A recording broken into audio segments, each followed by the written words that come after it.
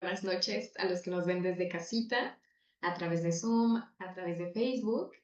Y pues tenemos una plática que ya habíamos esperado desde hace tiempo. ¿Y de qué se trata? Vamos a hablar sobre estas huellas invisibles, estos patrones. A lo mejor ustedes ya vieron un videito que subí por ahí, que hablamos de ciertos patrones, ciertas acciones que vamos haciendo, que hacían nuestras abuelitas, que después comenzaron a hacer nuestras mamás, ahora lo hacemos nosotros sin darnos cuenta. Y es por eso que nuevamente nos acompaña un tan querido profesor de acá de Cita C, que es Reini Sarmiento, máster en ciencias, hipnoterapeuta y además él sabe de biodescodificación y una infinidad de cosas. Reini, ¿qué tal? Buenas noches, ¿cómo estás? Buenas noches, Yara. Nuevamente un gusto saludarte y estar aquí para compartir con los seguidores de Cita. Excelente, platícanos.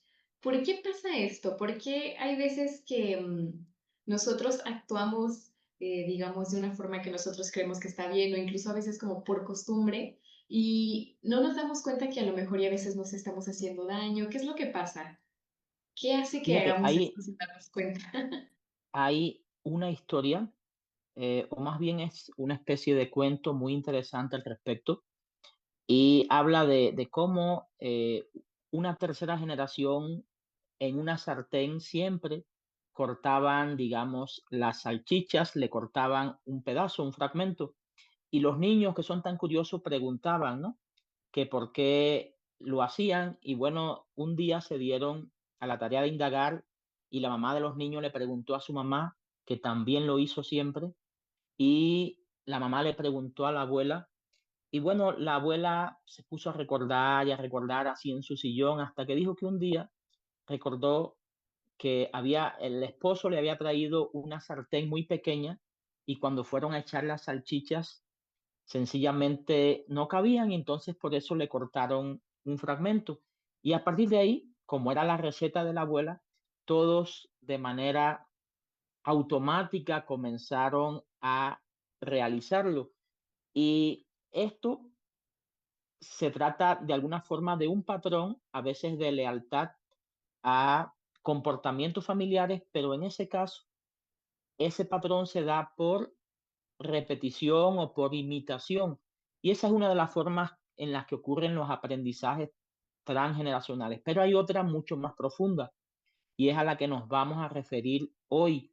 Y es cuando ocurren a través de memorias biológicas que se transmiten con la intención de garantizar la supervivencia o la adaptación de la especie o del clan familiar. Y esto es muy interesante porque años atrás Rachel Yehuda, una investigadora del Hospital Monte Sinaí de Nueva York, estudió a descendientes de judíos que habían estado en los campos de concentración y observó cambios genéticos importantes y estos cambios provocaban que tuvieran dificultades para gestionar el cortisol y por ello mantenían niveles elevados de alerta y mantenían comportamientos, digamos, de comer de manera compulsiva. Y esto a ella le llamó la atención, tanto le llamó la atención que intentó verificar si era un problema o algún, digamos, patrón de los judíos, pero intentó comprobarlo con judíos que no habían estado en los campos de concentración, que cuando se dio la guerra estaban fuera de Europa y ellos no tenían el patrón. Qué sentido tenía el hecho de que estas personas tuvieran esta condición biológica? Pues el sentido estaba marcado por la necesidad de la supervivencia, ¿no?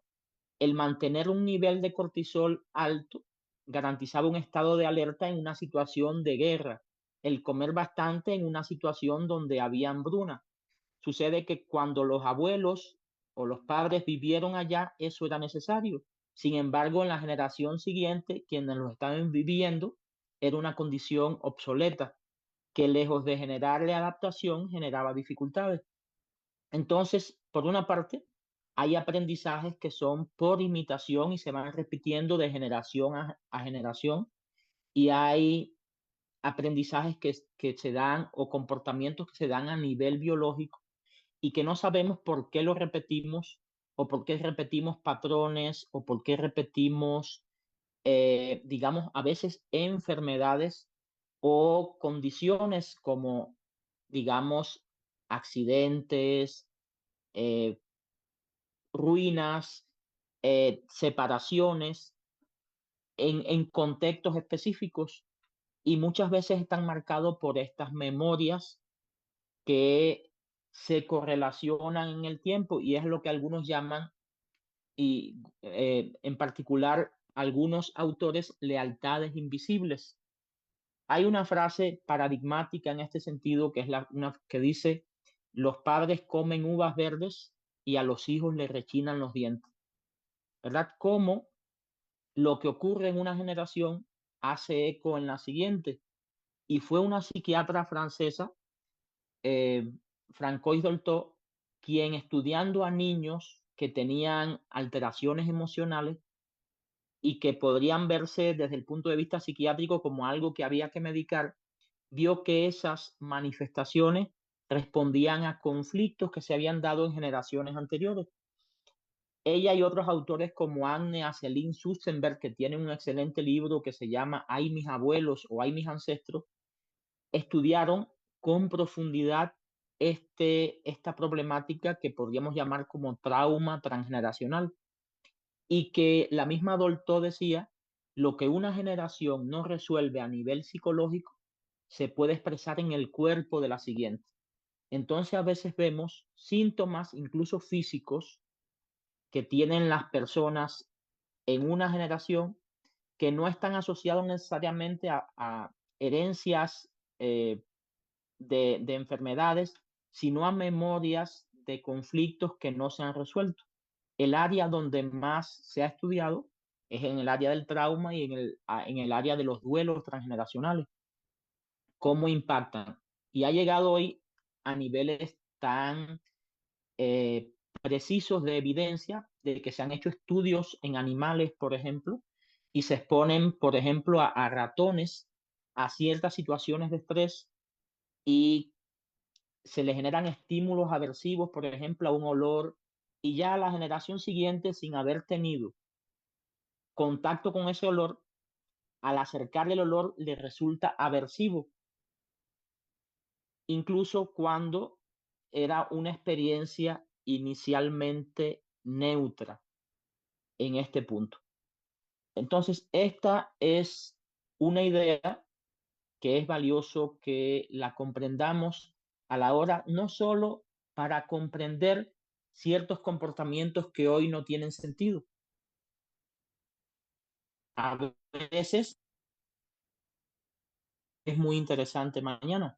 Si ya estás interesada, interesado en participar en el taller, te propongo que anotes fechas, nombres completos, profesiones de los familiares que tienes ascendente y descendente, digamos, padres, tíos, abuelos, hijos, nietos, no importa, para que encuentres, digamos, la lógica de las relaciones y podrás ver dobles, yacientes, maestros, pero lo más importante que vamos a ver en el taller es cómo abordar estas memorias, cómo integrar los recursos o cómo sanar si fuera necesario. Excelente tarde. Buenas noches para todos o todas las que estén, los que estén participando y sobre todo para los estudiantes de la formación en biodescodificación e hipnosis.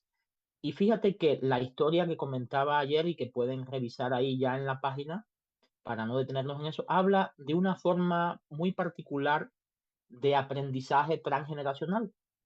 Nosotros somos repetidores de patrones, muchas veces alimenticios, muchas veces, digamos, repetimos los patrones en cuanto a nuestros referentes, de cómo relacionarnos en pareja, de cómo criar a nuestros hijos y demás, pero va mucho más allá, es un tema mucho más profundo. Y ya quizás el psicólogo, aunque no era psicólogo Freud, que era neurólogo, ¿verdad?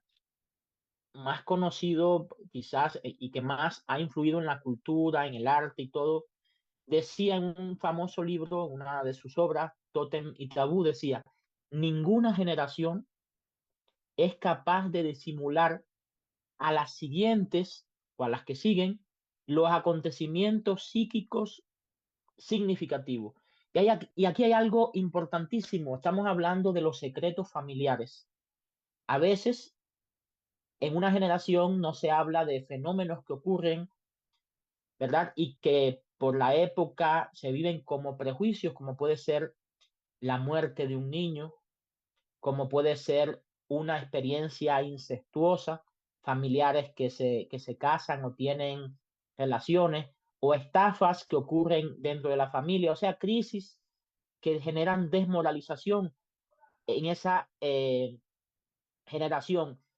Y la intención de ocultarlo a los otros, lejos de ayudar, porque tiene la intención de protegerles muchas veces, pero llega a ellos por una vía más sutil y de una forma que tiene un efecto a veces muy profundo y doloroso y que vamos a estar viendo aquí en la actividad. Esta imagen me gusta muchísimo porque representa un árbol al que nosotros consciente o inconscientemente estamos unidos y es básicamente el árbol familiar, nuestra tribu, nuestro clan, nuestro linaje, como querramos llamarlo.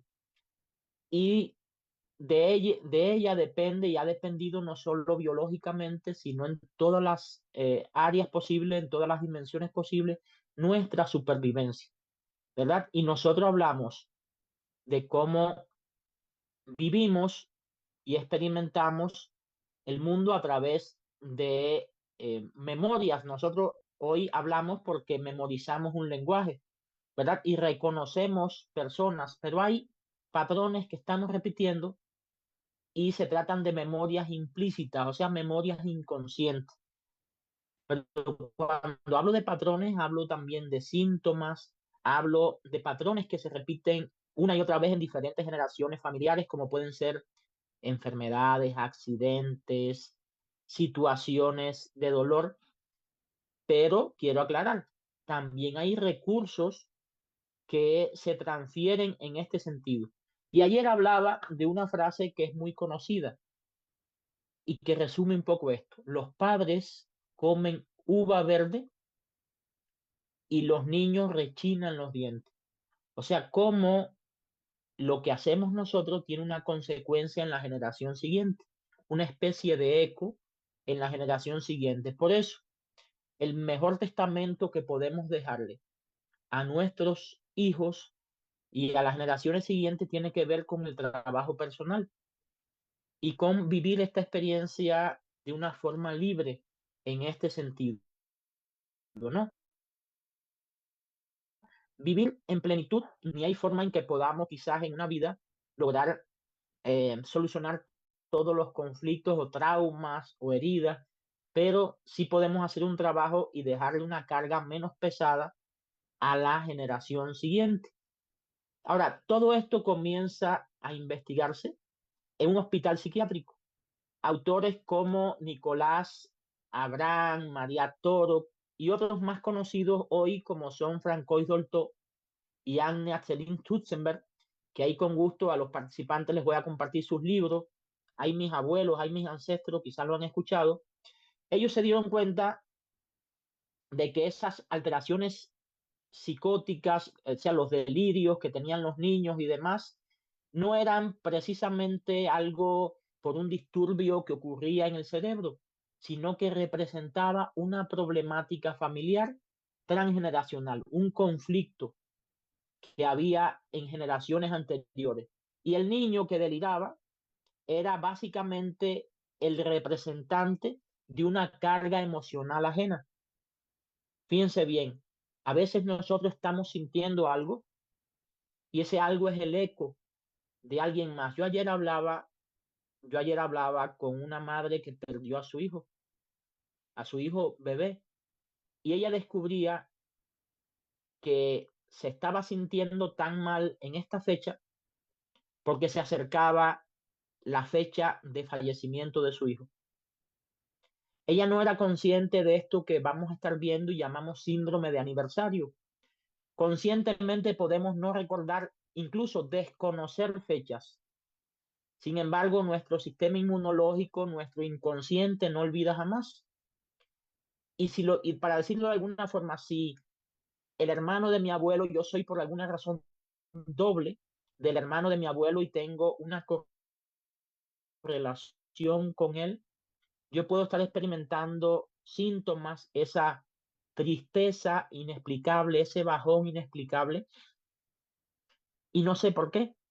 Sin embargo, coincide con una memoria biológica en relación a lo que esa persona vivió allá, solo por poner aquí un ejemplo. Y bueno, Francois Dolto, esta psiquiatra francesa que dicen que un niño podía llevar semanas llorando, dicen que ella se acercaba y en apenas unos minutos el niño se calmaba, porque tenía una capacidad de conectar y de ayudarle a hacer presente sus emociones, fue la que, digamos, lo resumió de esta manera: lo que una generación no resuelve a nivel psíquico se expresa en el cuerpo de la siguiente. Lo que una generación no resuelve a nivel psicológico se puede expresar en el cuerpo de la siguiente. Y esto es muy importante que lo tengamos en cuenta cuando hablamos de esos asuntos inconclusos, esas tareas pendientes que dejamos, esos conflictos que no logró resolver el abuelo y falleció, por poner un ejemplo, ¿no? Y cómo impacta, pero a veces ya no a nivel emocional, sino a nivel físico, a nivel de síntomas en las generaciones siguientes.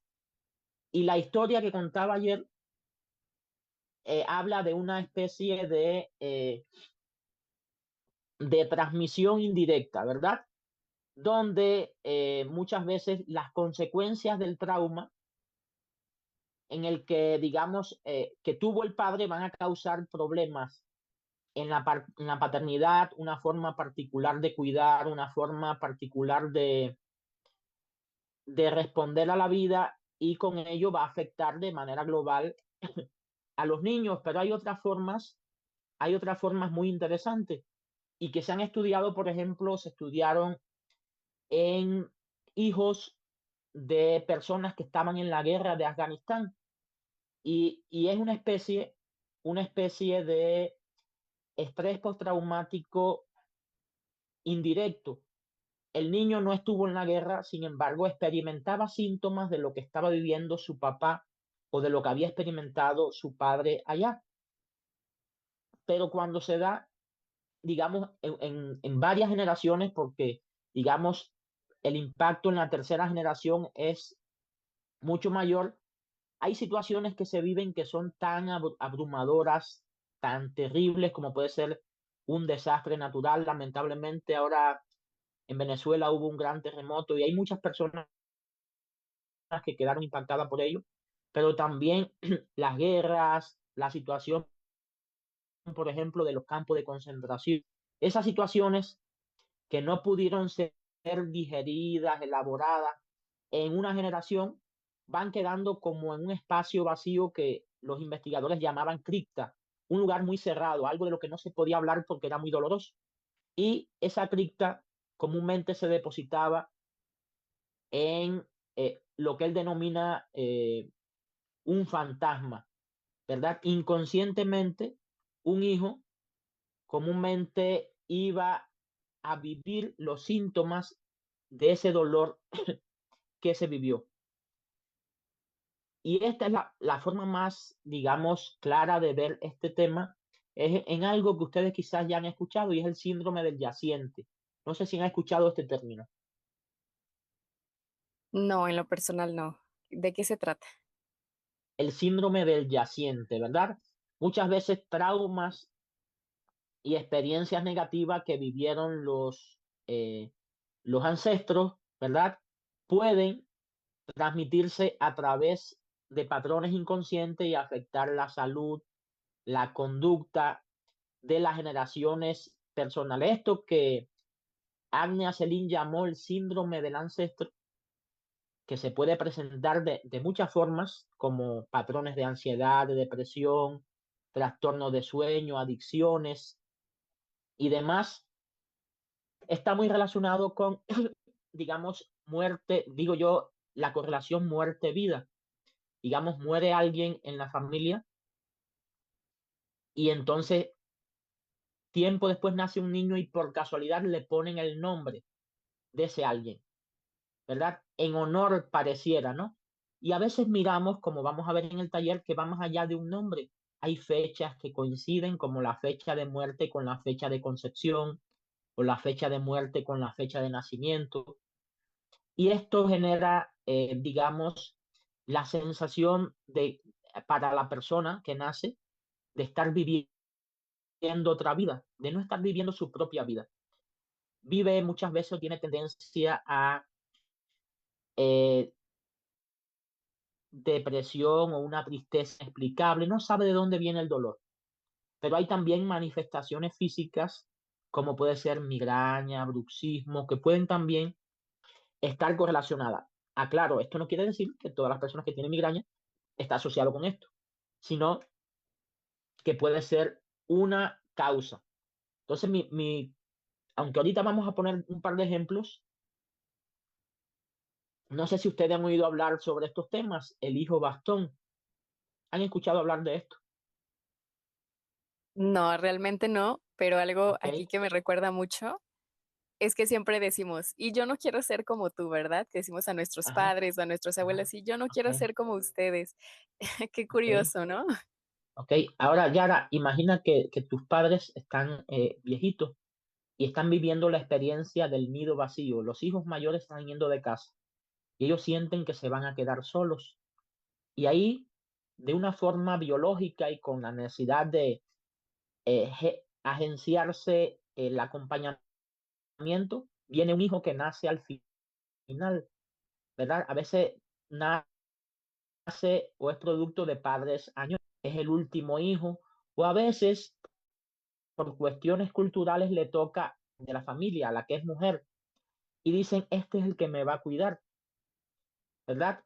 Y ese hijo, en vez de llevar su energía hacia abajo, comúnmente va a estar su energía hacia arriba, muy pendiente de sus padres, muy pendiente de ellos, pero ese ser el bastón de la familia le limita mucho para vivir su propio proyecto. Ese no es su proyecto, es el proyecto de los padres. Y entonces muchas veces vemos que nunca logra eh, una relación de pareja. ¿Por qué? Porque tiene una especie de mamitis, ¿no? La familia primero. No logra tener hijos. ¿Por qué? Porque necesita estar, el proyecto es que esté disponible para los padres o para cuidar a los más viejos. Nunca se va de casa, o si se va, regresa muy pronto, nunca se las logra. Ese es el clásico hijo bastón. Y tiene que ver también con estas memorias transgeneracionales o algo que denominamos proyecto sentido. Ahora, la buena noticia es que esto se puede solucionar. Y solucionarlo no implica dejar de ver a tus padres, implica equilibrar esas energías, porque esto es lo que denominamos lealtad invisible. Yo no sé por qué lo hago, pero siento ese compromiso profundo de estar para ello más que para nadie más, ¿verdad? Y a veces, insisto, le toca al menor, a veces le toca a la hembra de la familia, a veces es asignado por los mismos miembros de la familia, pero incluso antes de nacer, ¿no? Ya traen los padres la intención inconsciente de que este sea el que les cuide. O a veces que este sea el abogado de la familia. Y eso es lo que quieren los padres, pero su vocación es otra. Y esto también son memorias transgeneracionales. Hay otro tema, o hay muchos temas respecto a esto. Por ejemplo, el síndrome de aniversario que mencionábamos, en ciertas fechas del año comenzamos a sentir ciertas emociones, sensaciones y no sabemos por qué. Y está asociada a una memoria transgeneracional. A veces en la familia ocurrió un trauma, una experiencia impactante, o en la persona de la que somos doble, en esa mirada transgeneracional. O sea, más allá del sistema, hay personas particulares con las que estamos más conectadas. Y esto es algo que mantiene la organización de la familia. ¿Han oído hablar de los hijos de reemplazo? ¿Alguien ha escuchado hablar, los participantes del grupo, si están por aquí? los Sí, yo estudiantes en de un la formación. curso, en un Ok, curso de nuestro psicólogo. ok. ¿Y de qué hablamos cuando hablamos de un hijo de reemplazo? ¿Qué Bueno, hablamos cuando hablamos? Reemplazar Ajá, el que ya falleció. ajá, exacto. Es un hijo que cumple la función de llenar un vacío que hay en la familia, un Así es. vacío que es provocado regularmente por una pérdida, ¿verdad? Y casos clásicos, vamos a ver algunos aquí, como el caso de Van Gogh, ¿verdad? Van Gogh llegó a la iglesia donde el padre era pastor y como antes en las iglesias estaban los cementerios, se paró frente a una lápida que decía Vincent Van Gogh y él era un niño, ¿cómo era posible que ya hubiera muerto, no? Y había una coincidencia importante en la fecha, o sea, en otras palabras, Van Gogh no solo llevaba el nombre del hermano que había fallecido, o sea, había coincidencia en fecha. Y bueno, pensaríamos qué impacto tendría esto en su trastorno bipolar, en su adicción al alcohol. Ujú. Aunque el alcohol era la solución al dolor, al trastorno, era lo que, como él decía, y mencionábamos en clase, cuando se sentía abajo, el alcohol le subía, cuando se sentía encima, arriba, el alcohol le ayudaba a regularse. Definitivamente, de lo que estamos hablando es del efecto regulador de emociones que intentan tener las adicciones en este caso. Pero Van Gogh era un hijo de reemplazo. Frente al dolor, al duelo que sentían los padres, la solución biológica que encontraron fue traer nuevamente al fallecido de vuelta. Y ese es, digamos, un yaciente horizontal, ¿verdad? Porque vino a llenar un vacío en ese sentido, ¿verdad? Y hay otro que vamos a ver ahorita que nos da mucha visión respecto a eso. A veces no tiene que haber nacido, aclaro, no tiene que haber nacido el niño. A veces después de un aborto, aunque los médicos sugieren esperar un tiempo, rápidamente los padres tienen a un niño. Y ese niño entonces no solo vive un trauma directo en el sentido de que los padres tienden a sobreprotegerle mucho después de la pérdida, sino que hay memorias transgeneracionales que están impactando. Y quizás si hay alguna persona por aquí que tiene una mirada más ortodoxa, dirá, bueno, eso es tremenda especulación. Sin embargo, el neurólogo Michael Mealy, que además de neurólogo es psiquiatra biológico, él demuestra, como otros neurobiólogos que han hecho estudios a nivel, digamos, genético, que las experiencias traumáticas de nuestro pasado o del pasado de nuestra familia dejan marcas moleculares adheridas a nuestro ADN. O sea, no es algo que ocurre sí porque sí, es porque ocurre por transferencia biológica. Y entonces nos queda claro que igual que podemos heredar una enfermedad, las enfermedades son, algunas enfermedades están asociadas a la herencia, ¿verdad? Porque lo que se transmite es información. Y dice él, podemos heredar no solo las rodillas frágiles de la abuela, sino también una gran predisposición a la depresión causada por un duelo que no fue realizado. Entonces, sí podemos vivir situaciones o nuestra familia pudieron vivir situaciones que generaron en gran medida un impacto en cómo estoy viviendo yo hoy. Y no se trata solo de comprenderlo, o sea, de entender qué ha pasado, sino lo importante es aprender a sanarlo. Otro caso clásico es Dalí, pero lo de Dalí fue mucho más traumático, porque su hermano Galo falleció y sus padres, justo en la fecha de muerte, conciben a Dalí. Y cuando Dalí también fue un hijo de reemplazo, una especie de yaciente horizontal. Pero cuando tiene como 4 años de edad, los padres van con Dalí a la tumba del hermano y le dicen, mira, tú eres, tú eres la reencarnación del que está ahí.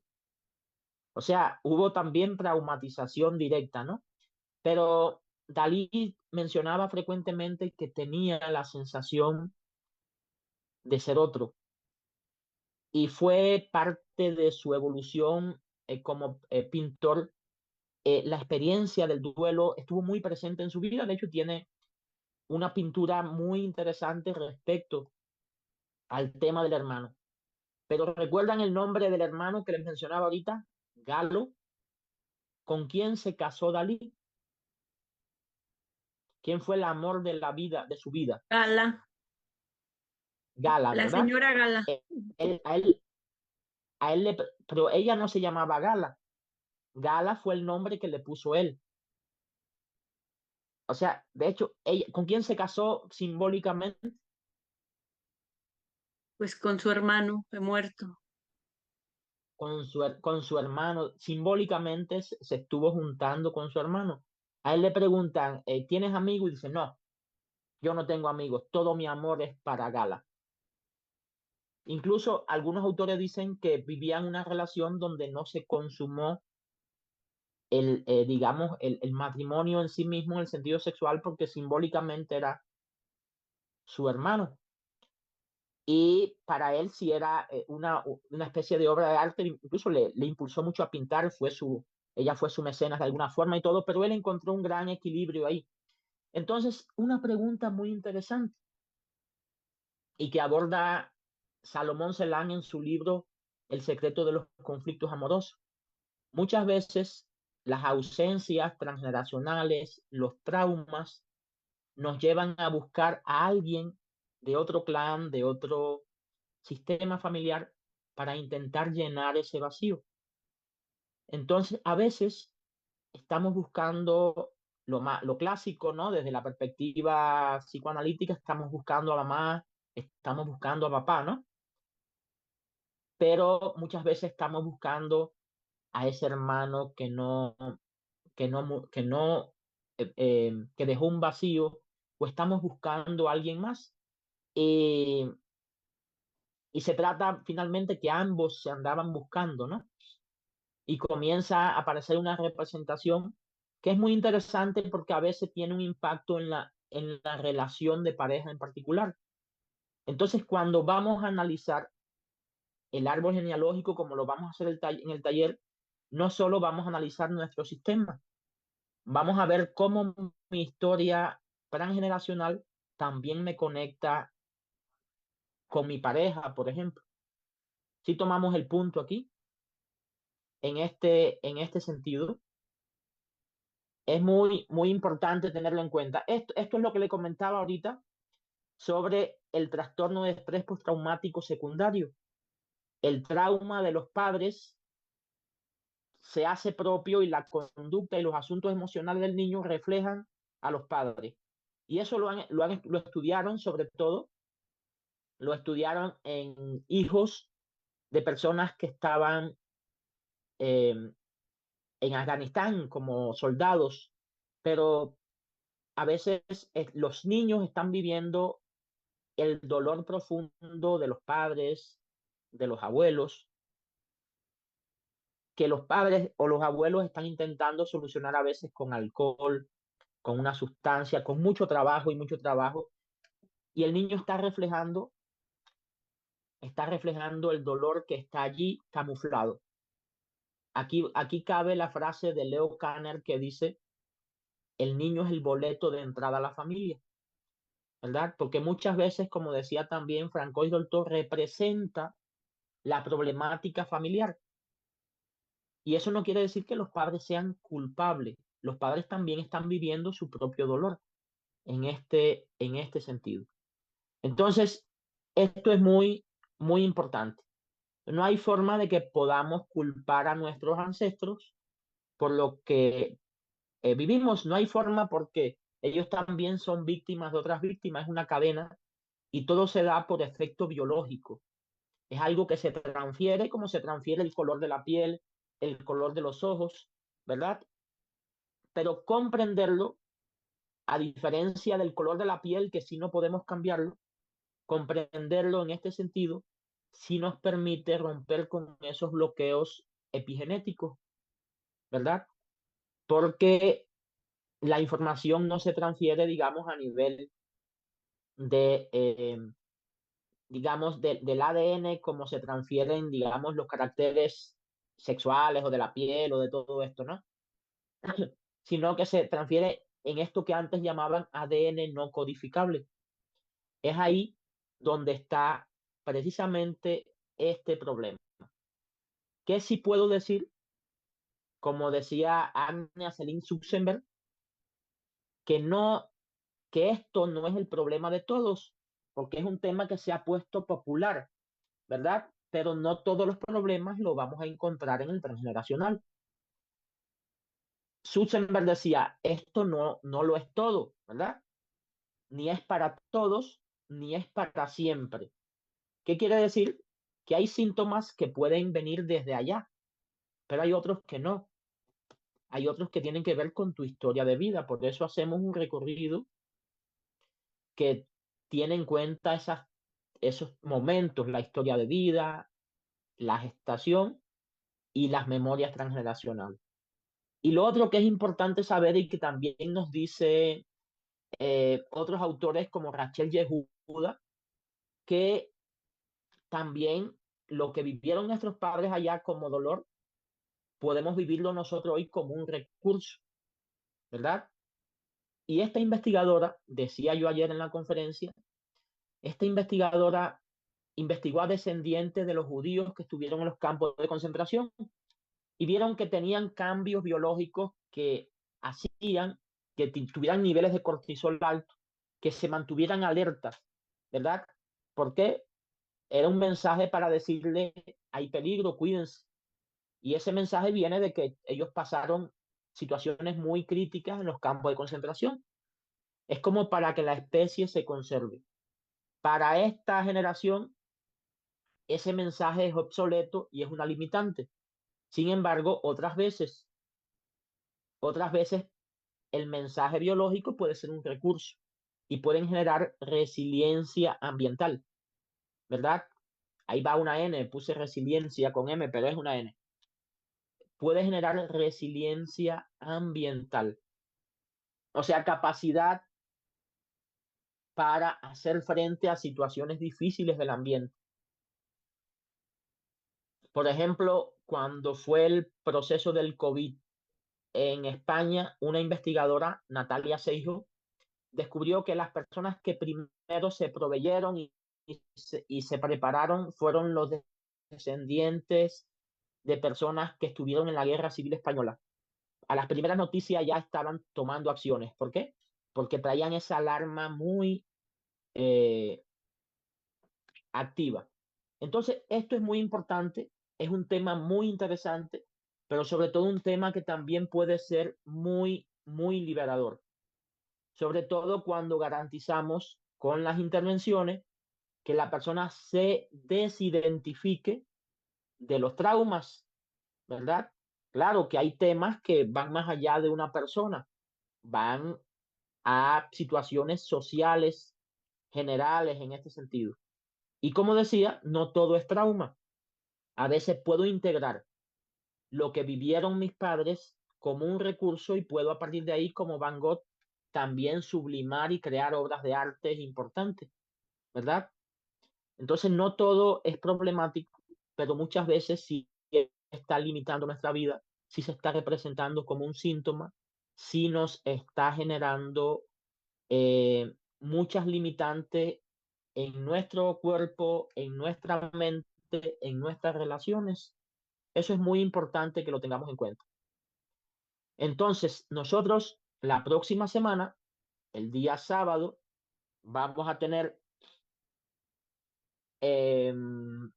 un taller sobre este tema, un taller donde vamos a estar ayudando a identificar estas memorias transgeneracionales, pero lo más importante, ayudando a integrar, solucionar recursos o solucionar memorias limitantes en un taller que vamos a realizar en cita en Aguascalientes. ¿Cuáles son las temáticas que vamos a trabajar o los objetivos?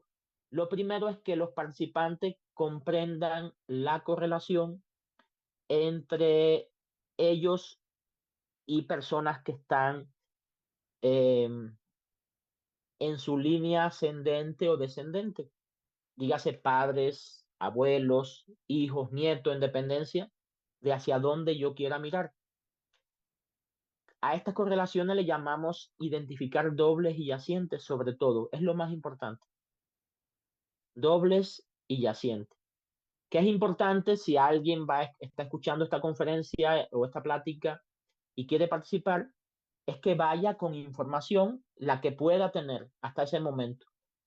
¿A qué me refiero? Nombres propios, fechas de nacimiento, fechas de fallecimiento de las personas que ya no estén, dramas conocidos en la familia, porque profesiones, porque estos son datos que nos ayudan a encontrar esas correlaciones.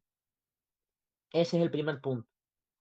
El segundo objetivo es que a partir de esas correlaciones, cada quien pueda darse cuenta de qué patrones está repitiendo.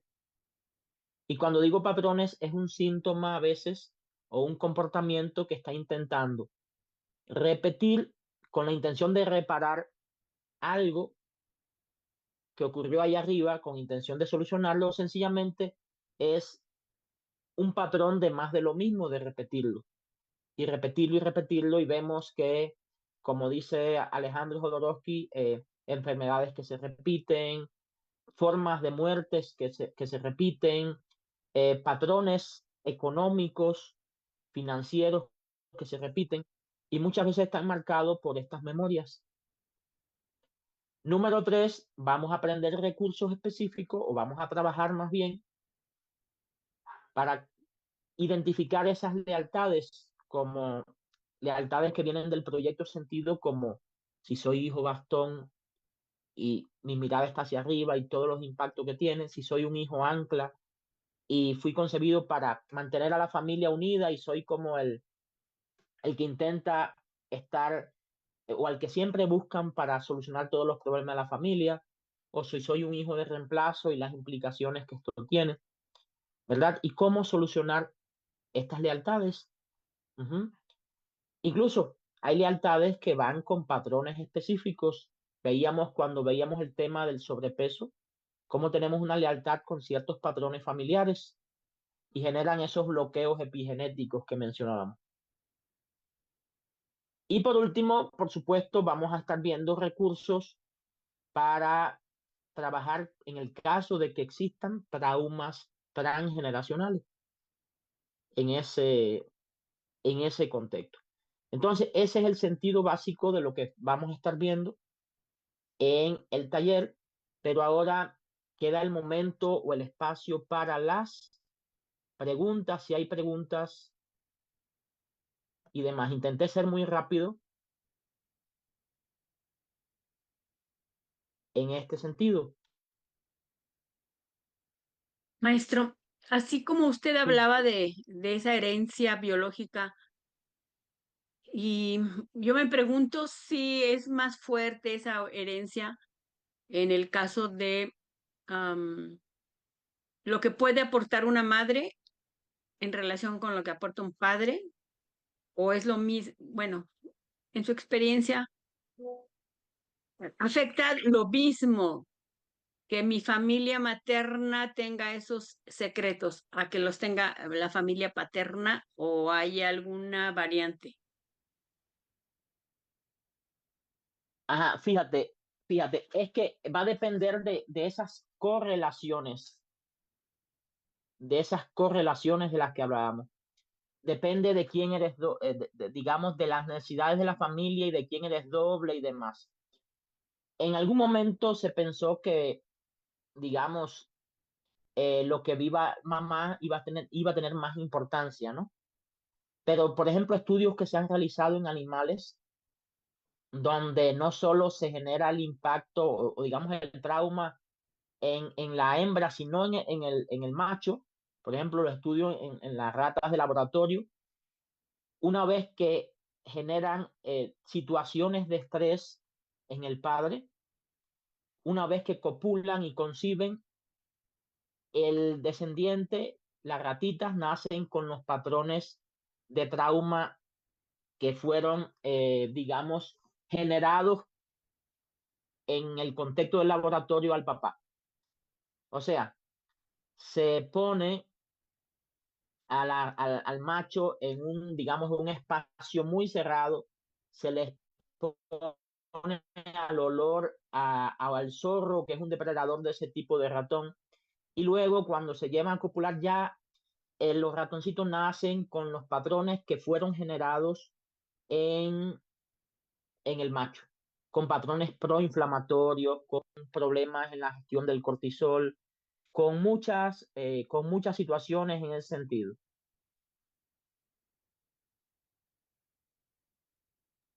Ok, muchas gracias. Entonces, hay cuestiones que van a tener más implicación a veces para, digamos, eh, la niña, a veces para el niño, pero todo depende de circunstancias muy puntuales.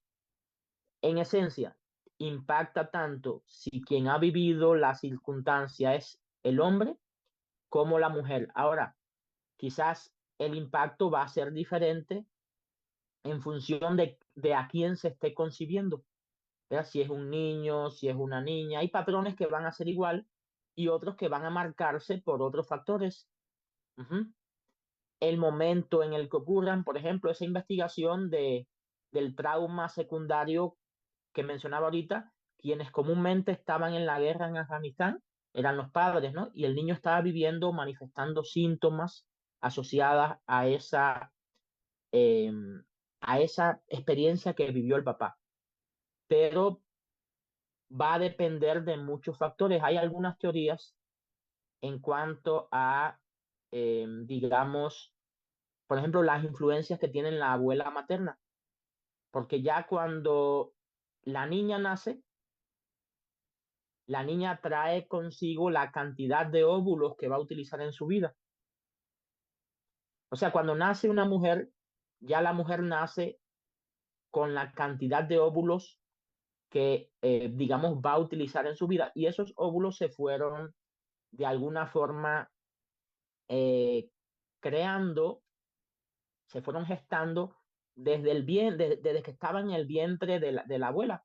O sea, la niña, por ejemplo, Irma, tú que eres mujer, podrías tener una correlación biológica muy importante con tu abuela materna en ese sentido, ¿no?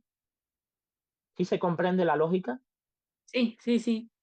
Mm, Ajá, entonces, todo va a depender de hombres, mujeres, de, de varios factores, pero tanto influyen lo que viven las mujeres, lo que vive mamá, como lo que vive papá. Depende del momento particular y demás que se viva. Ahora, como digo una cosa, digo la otra. Y la otra cosa es el gran potencial que tenemos nosotros de reparación, de solución en nuestra vida y también para nuestros hijos, sobre todo si son hijos pequeños. Así como hay situaciones que no controlamos, ¿verdad?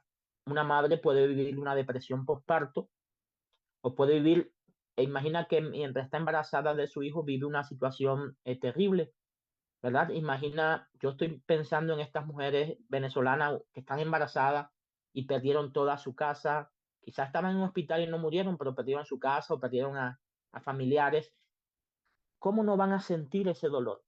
¿Y cómo ese bebé no va a sentir ese dolor?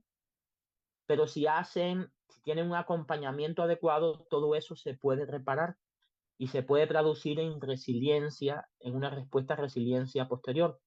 ¿Sí se entiende lo que quiero comentar?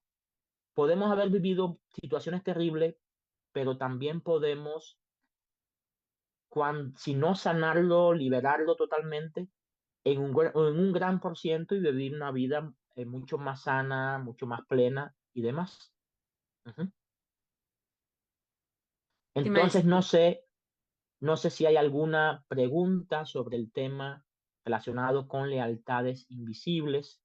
Hay un libro creo que es Montgomery, la autora, ahora no recuerdo, que incluso estudió muchos casos, habla de cómo librarse también del tiempo genealógico, lealtades invisibles, hizo estudios, por ejemplo, de la familia de Kennedy, cómo varias personas en la familia de Kennedy fueron muriendo en etapas muy particulares de su vida.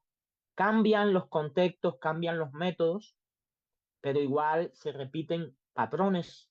Y eso es lo que buscamos e identificamos en el taller, patrones que se repiten.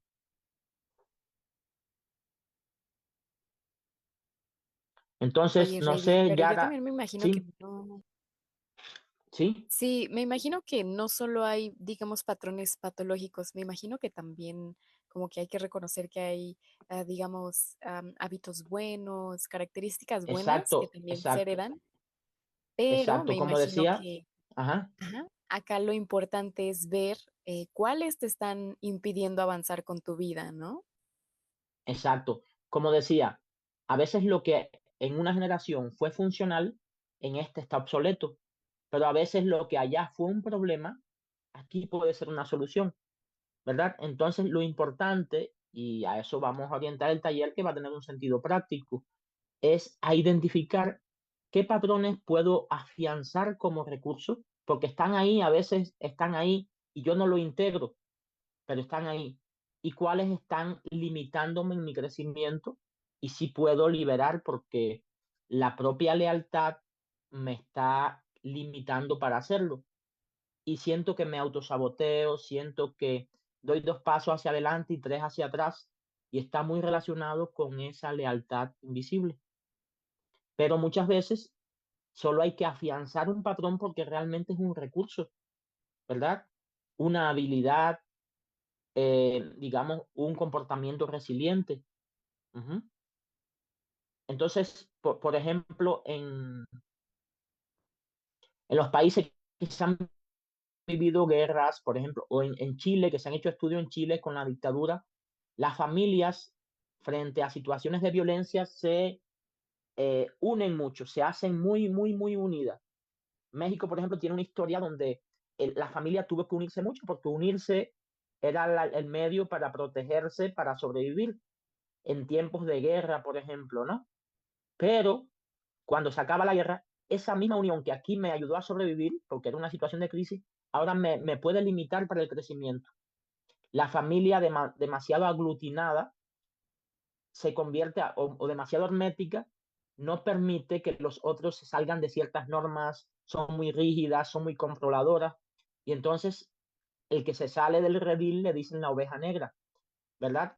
Es la oveja negra de la familia. Sin embargo, esa oveja negra es la que trae de vuelta patrones que flexibilizan y liberan a los otros o a las generaciones siguientes, ¿verdad? Es como decir, afuera también hay seguridad. No tenemos que, no es necesario vivir así y va flexibilizando a un costo, ¿eh? Tiene un costo para él, ¿verdad? Em, Salvador Minuchin, que fue un investigador de familias, él veía que llevaban a la consulta a una persona y le decían, mira, es que él está mal, decía la familia, ¿no? Pero realmente no estaba mal, sencillamente no estaba cumpliendo con los patrones de la familia. Y como no estaba cumpliendo, lo veían como que estaba raro o estaba enfermo, ¿verdad?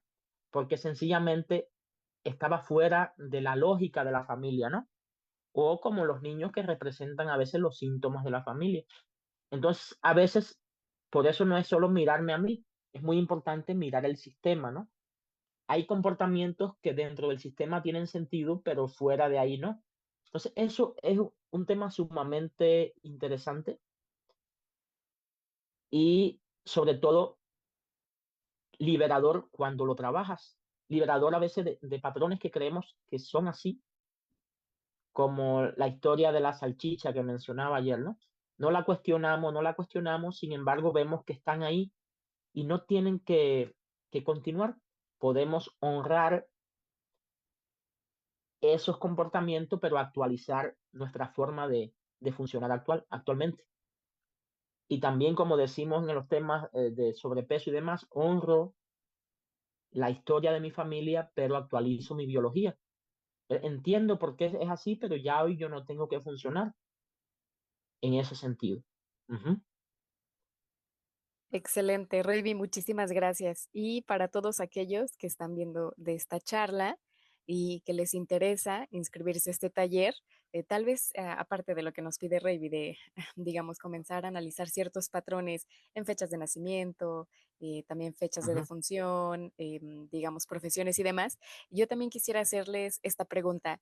¿Qué patrón familiar te gustaría que termine contigo? ¿Vale? Entonces, Ravi, muchísimas Me parece gracias muy por tu tiempo. interesante y sí insisto en esto. Los que vayan a participar es importante que más que analizarlo, que lleven esos datos los que puedan, ¿eh? No hay que llevar todos los datos porque no todos son necesarios. Comúnmente vas a acceder a esos que son necesarios y los otros ya están aquí. Yo siempre digo, el problema no está allá, o sea, se vivió allá, pero si tienes que solucionarlo tú, ya está en ti y vamos a ver forma de identificarlo en ese sentido. Ujú. Excelente. Pues sí, ya saben, si quieren más información, si quieren inscribirse, justamente este sábado termina nuestra promoción, así que no olviden apartar su lugar también, aprovechar de estas promociones que tenemos y pues ya saben, nos pueden inscribir ya sea por Facebook, en nuestro WhatsApp, que es el 449-363-7409 y pues ya saben, estaremos con nuestro querido profesor Reivi Sarmiento, que pues nos ha brindado tanto conocimiento. Reivi, nuevamente, muchísimas gracias por tu tiempo, por ilustrarnos en este Gracias a tema ti. tan interesante y pues ahora sí que también a los alumnos de este grupo, muchísimas gracias. Gracias a todos. Excelente noche.